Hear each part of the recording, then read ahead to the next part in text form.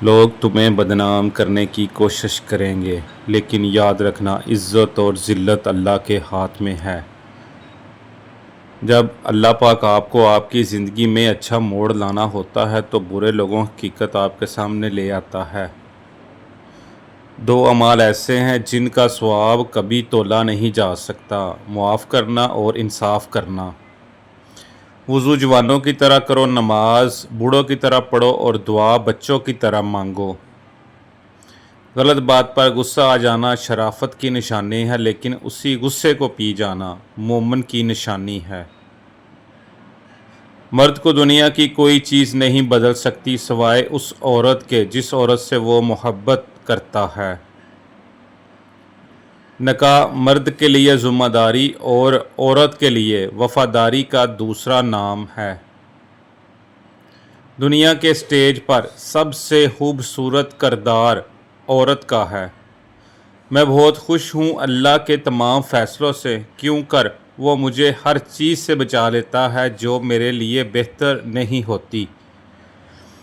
تمہارا رب فرماتا ہے اور رب کا وعدہ ہمیشہ سچا ہوتا ہے، جو دعا تمہارے دل میں ہے وہ ضرور قبول ہوگی، اور جو حالات اب مشکل ہیں وہ جلد بہتر نہیں بہترین ہوں گے۔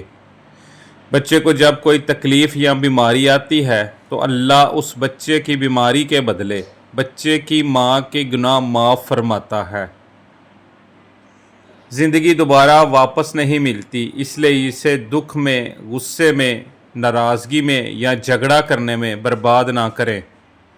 اگر اللہ دیر کر رہا ہے دینے میں تو اس سے تمہارا مانگنا پسند آ گیا ہے۔ بندے کو اس کے لقمہ پر بھی نیکی ملتی ہے جو وہ خود کھاتا ہے یا اپنی بیوی کو کھلاتا ہے۔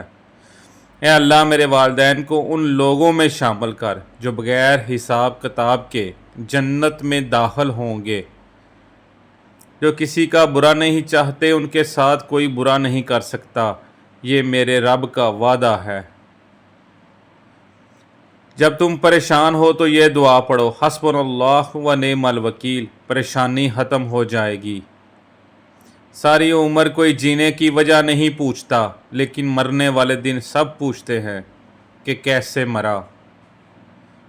اگر زندگی کو ہمیشہ خوشیوں کے ساتھ گزارنا چاہتے ہو تو غم زدہ لوگوں کے غم سنا کرو، کبھی دکھی نہیں رہو گے۔ کبھی کبھی اچھا لگتا ہے سب جان کر انجان بننا، چپ رہ کر سامنے والے کی چالاکیاں دیکھنا کہ وہ ہمیں بیوقوف بنانے کے لیے کہاں تک جا سکتا ہے۔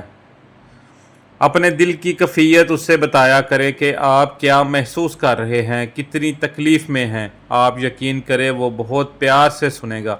اس کے سامنے رو لینے سے ہی آپ کے دل میں سکون اتر گا، بے شک وہ دلوں کا ہمراز ہے۔